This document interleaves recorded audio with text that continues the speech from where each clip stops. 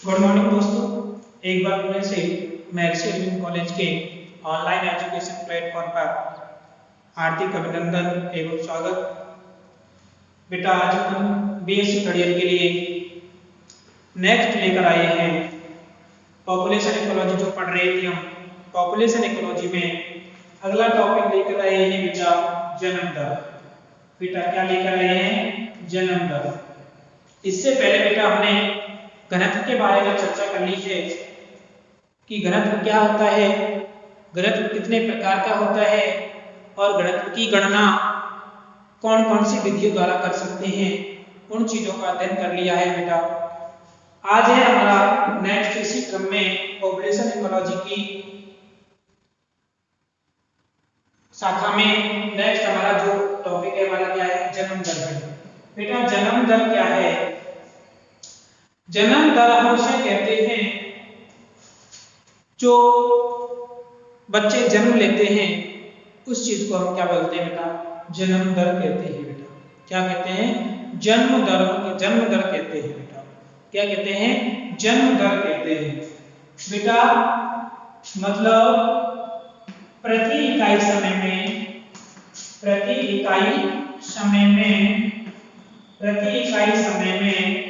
जन्म लेने वाले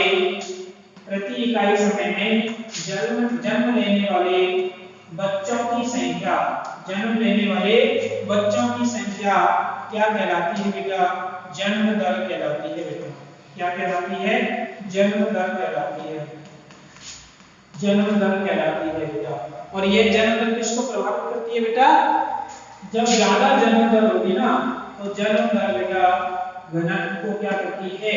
जन्म दर घनत्व को प्रभावित करती है बेटा।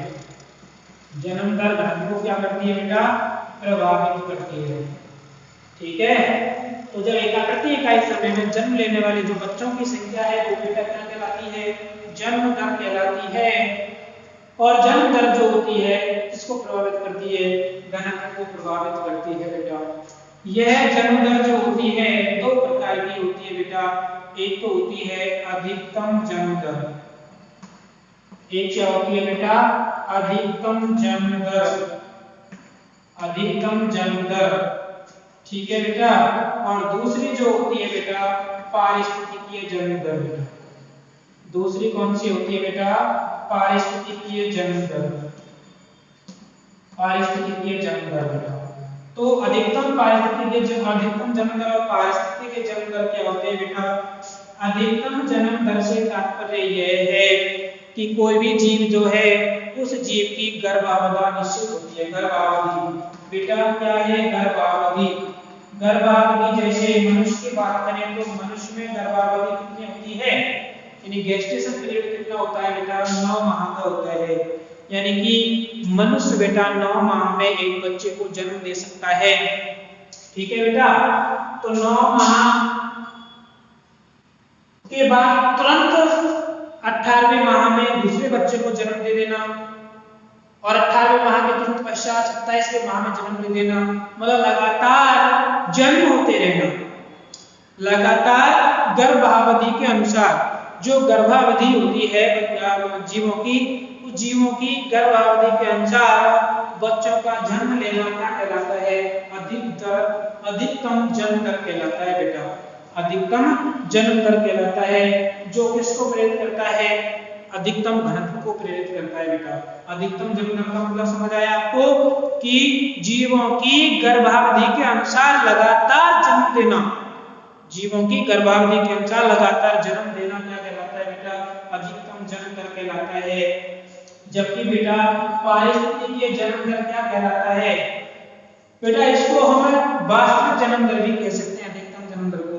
जबकि दूसरा बेटा पारिस्थितिकीय जन्म दर क्या होता है कि जब बच्चों का जन्म एक गैप के अनुसार हो, यानी कि जैसे मनुष्य की बात करें, मनुष्य में 5 वर्ष के अंतराल पर जन्म को क्या कहते हैं?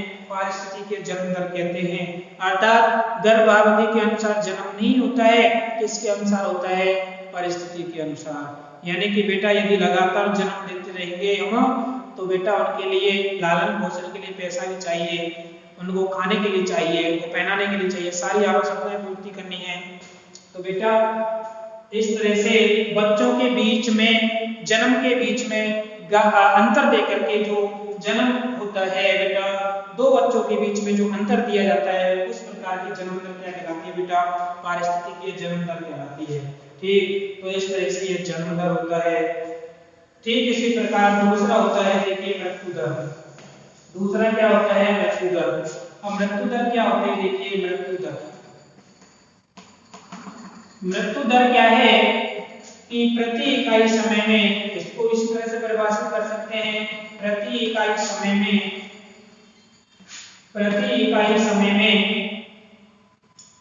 मरने वाले, प्रति इकाई समय में मरने वाले व्यक्तियों की संख्या, मरने वाले व्यक्तियों की संख्या, मरने वाले व्यक्तियों की संख्या क्या कहलाती है बेटा?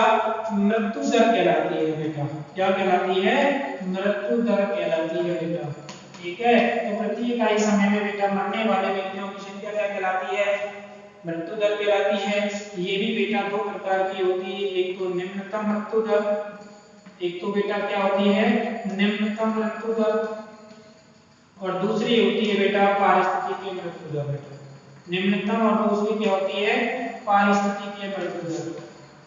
पारिस्थितिकीय मृत्यु दर बेटा, निम्नतम मृत्यु दर क्या होती है कि जब जीव अपनी औसत आयु को प्राप्त करके मरते हैं, जब जीव अपनी औसत आयु को प्राप्त करके मरते हैं तो वह क्या कहलाती है बेटा? निम्नतम।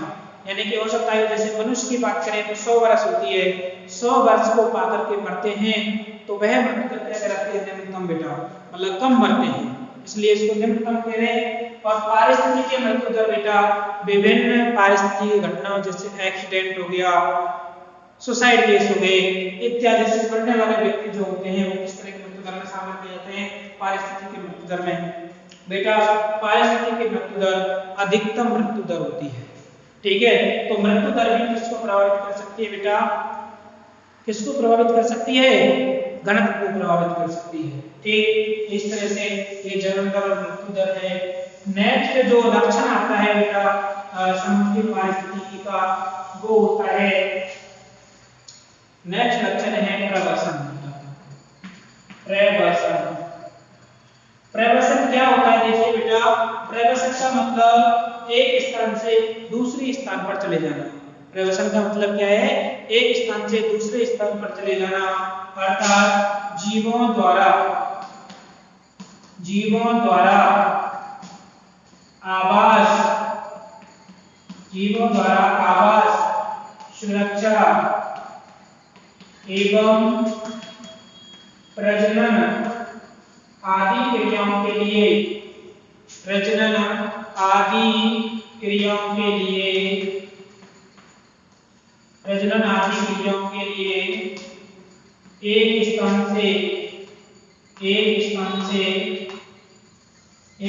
से दूसरे स्थान पर जाना पड़ता है, दूसरे स्थान पर जाना पड़ता है, जिसे बेटा क्या कहते हैं? प्रवसन कहते हैं। जिसे क्या कहते हैं बेटा? प्रवसन कहते हैं। यानी कि जीवों का आवास की प्राप्ति के लिए हम एक स्थान से दूसरे स्थान पर जाते हैं, सुरक्षा के लिए हमें जहाँ है ना प्रोटेक्शन फील नहीं होता है तो वहां से हम छोड़ जाते हैं, दूसरी जगह चले जाते हैं। तीसरा प्रजनन आदि की क्रियाओं के लिए जीव एक स्थान से दूसरे स्थान पर जाते हैं और उन्हें अपने स्थान को लौट भी सकते हैं। वह क्रिया क्या कहलाती है बेटा? प्रवसन कहलाती है। प्रवसन भी बेटा दो प्रकार का होता है, एक तो अंतः प्रवसन, एक तो बेटा क्या कहलाता है? अंतः प्रवसन, और दूसरा होता है बेटा बाह्य प्रवसन। दूसरा क्या होता है बेटा? बाह्य प्रवसन होता है। अंतः प्रवसन मतलब किसी समष्टि के अंदर जाकर के सम्मिलित हो जाना, किसी समष्टि के अंदर जाकर के सम्मिलित हो जाना। जैसे हमारे गांव को छोड़ करके दूसरे गांव में चले जाना, तो दूसरे गांव में जाएंगे तो वहां आबादी बढ़ेगी, उसमें शामिल हो जाएंगे तो प्रवसन हुआ, अंदर जाकर के हुआ अंतः प्रवसन। और बाह्य प्रवसन बेटा हम जिस भाग को छोड़कर जा रहे हैं उसमें कमी होगी। तो ये घटना क्या कहलाता है? बाह्य प्रवसन। किसी समष्टि से बाहर जाना बाह्य प्रवसन और अंदर सम्मिलित होना क्या कहलाता है बेटा? अंतः प्रवसन कहलाता है। तो इस तरह से ये प्रवसन होता है बेटा। ठीक है, ये भी क्या है? इसका लक्षण है बेटा पॉपुलेशन इकोलॉजी का लक्षण है, ये समष्टि पारिस्थितिकी का लक्षण है बेटा। नेक्स्ट जो इम्पोर्टेंट है, वेरी इंपॉर्टेंट लक्षण है वो है वृद्धि का स्वरूप। बेटा क्या है? वृद्धि का स्वरूप। वृद्धि का स्वरूप, तो बेटा वृद्धि का स्वरूप का मतलब है कि जो जीवों में वृद्धि होती है ना, जीवों में जो जन्म दर के द्वारा मृत्यु दर के द्वारा जो वृद्धि होती है, जन्म दर के द्वारा जीवों में वृद्धि होगी, मृत्यु दर कम होगी तो जीवों में वृद्धि होगी। तो बेटा वह वृद्धि जो होती है ना, दो स्वरूपों में पाई जाती है। जीवों में वृद्धि कितने स्वरूपों में पाई जाती है बेटा? दो रूपों में पाई जाती है। एक तो होता है जे आकृति का वृद्धि स्वरूप, जे आकृति का वृद्धि स्वरूप।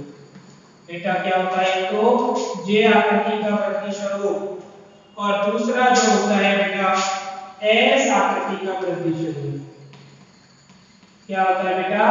एस आकृति का वृद्धि स्वरूप, एस आकृति का वृद्धि स्वरूप। तो जीवों में वृद्धि दो प्रकार से हो सकती है, जे आकृति के अनुसार और एस आकृति के अनुसार। वेरी इंपॉर्टेंट है, आपके लिए पूछे जाते हैं ये परीक्षा में, बार बार पूछे जाते हैं रिपीट करके। ठीक है, तो जीवों में वृद्धि बेटा दो स्वरूपों में देखी जा सकती है, एक तो जे आकृति का वृद्धि स्वरूप है और दूसरा एस आकृति का वृद्धि स्वरूप है बेटा। यह बेटा जे आकृति का वृद्धि जो होती है एक्सपोनेंशियल ग्रोथ कहलाती है बेटा। क्या कहलाती है? एक्सपोनेंशियल ग्रोथ होती है बेटा। एक्सपोनेंशियल ग्रोथ मतलब अत्यधिक वृद्धि। एक्सपोनेंशियल को क्या कहते हैं बेटा? अत्यधिक वृद्धि को प्रदर्शित करते हैं, और ये धीरे धीरे वृद्धि को प्रदर्शित करते हैं बेटा, धीरे धीरे वृद्धि को प्रदर्शित करते हैं बेटा। जो एस आकृति का वृद्धि स्वरूप है बेटा, धीरे धीरे वृद्धि को प्रदर्शित करता है और यह अत्यधिक वृद्धि को प्रदर्शित करता है बेटा। जब इस प्रकार की वृद्धि का एक चित्र बनाते हैं, ग्राफ बनाते हैं, तो ग्राफ इस तरह का दिखाई देता है बेटा, कुछ इस तरह का। देखिए जे आकृति का वृद्धि स्वरूप दिखाई देता है कि यह बेटा अधिकतम वृद्धि होती है बेटा। क्या होती है? ये अधिकतम वृद्धि होती है, अधिकतम वृद्धि, अधिकतम वृद्धि। ठीक है, तो ये किस तरह की संरचना बन जाती है बेटा? जे आकृति की जैसी संरचना बन जाती है, जे आकृति की जैसी संरचना बन जाती है, जिसे बोलते हैं बेटा जे आकृति का वृद्धि स्वरूप। बेटा ये जे आकृति का वृद्धि स्वरूप जो होता है, जैसे इसका एग्जाम्पल होता है कि जे आकृति का वृद्धि स्वरूप कब दिखाई देता है बेटा? कि जब किसी आवास में है ना पर्याप्त पोषक पदार्थ उपलब्ध हैं, जब किसी आवास में पर्याप्त पोषक पदार्थ उपलब्ध होते हैं तो जीव एकदम से अपनी संख्या को बढ़ाते हैं, और जब पर्याप्त पोषक स्तर कम होने लगते हैं तो वो नष्ट होने लगते हैं। जैसे बेटा वर्षा के दौरान, यानी कि वर्षा मौसम के दौरान, वर्षा मौसम के दौरान या वर्षा ऋतु में, वर्षा मौसम के दौरान या वर्षा ऋतु में कीटों की वृद्धि, कीट वृद्धि। ठीक है बेटा, जैसे ही वर्षा प्रारंभ हो जाती है तो बेटा कीट क्या होते हैं? एकदम से बढ़ते हैं, इस तरह से बढ़ जाते हैं, बढ़ जाते हैं। एक दो महीने के लिए बहुत अधिक संख्या में कीट विकसित हो जाते हैं बेटा, बहुत ज्यादा कीट हो जाते हैं, नहीं हो जाते हैं जैसे काले कीड़े आके वर्षा के दौरान जो बादल वाले होते हैं बहुत ज्यादा हो जाते हैं। तो बेटा उनके लिए वर्षा ऋतु के दौरान क्या होता है? अधिकतम पोषक पदार्थ उपलब्ध होते हैं, और जैसे ही वर्षा ऋतु जाती है तो वो क्या होते हैं? घटने लग जाते हैं इस तरह से। तो बेटा यह वृद्धि स्वरूप किस तरह का दिखाई देता है? जे आकृति का दिखाई देता है। इस वजह से बेटा इसको जे आकृति का वृद्धि स्वरूप कहते हैं। ठीक है, दूसरा जो होता है बेटा एस आकृति का वृद्धि स्वरूप होता है, मतलब इसमें सबसे पहले जीव अधिकतम वृद्धि को प्रदर्शित नहीं करते हैं, पहले अपने आप को स्थापित करते हैं बेटा। जैसे यदि इसको वक्र बना करके देखें तो बेटा इसका वक्र इस तरह का दिखाई देता है। देखिए इस तरह का वक्र दिखाई देता है, या फिर देखा जाए, देखिए इस तरह का दिखाई देता है।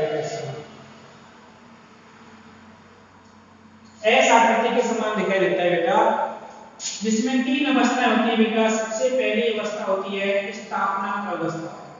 बेटा कौन सी होती है? स्थापना अवस्था। और ये होती है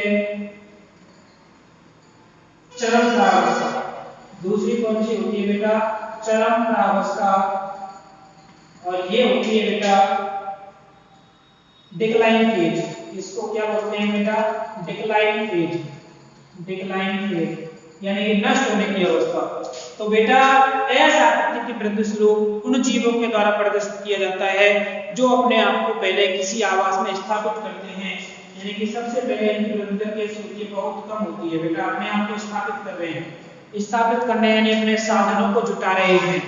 जब साधन जुट जाते हैं बेटा, जुट जाने के पश्चात ये अधिकतम वृद्धि को प्रदर्शित करते हैं बेटा। इस तरह से जैसे इसमें वृद्धि हुई ना, अधिकतम वृद्धि पहले तो अपने आप को जीव स्थापित कर रहे हैं। इसमें एस आकृति के वृद्धि स्वरूप में जीव अपने आप को पहले स्थापित करते हैं, जिसको स्थापना प्रावस्था कह दिया है। उसके पश्चात जीव अधिकतम वृद्धि को प्रदर्शित करते हैं और अधिकतम वृद्धि करने के पश्चात बेटा पोषक तत्व खत्म होने को आते हैं और वो डिक्लाइन फेज की ओर चले जाते हैं बेटा। इस फेज की ओर चले जाते हैं, डिक्लाइन फेज की ओर यानी नष्ट होने की ओर चले जाते हैं। तो इस तरह से ये एस आकृति का चित्र दिखाई देता है, एस आकृति का वक्र दिखाई देता है, जिसे हम एस आकृति का वृद्धि स्वरूप कहते हैं। ठीक है बेटा, तो इस तरह के वृद्धि स्वरूप होते हैं जीवों की वृद्धि के। वेरी इंपॉर्टेंट है दोनों, एस आकृति का और जी आकृति का। इसको बेटा हम सिग्मॉइड वृद्धि स्वरूप भी कहते हैं। क्या कहते हैं? सिग्मॉइड वृद्धि स्वरूप भी कहते हैं। तो इस तरह से ये पॉपुलेशन इकोलॉजी के कैरेक्टर्स होते हैं और यहीं पे हमारा जो पॉपुलेशन इकोलॉजी वाला चैप्टर है वो कंप्लीट हो जाता है। ठीक है, यदि आपको किसी तरह की समस्या हो तो कमेंट्स बॉक्स में जाकर के पूछिएगा। Thank you so very much.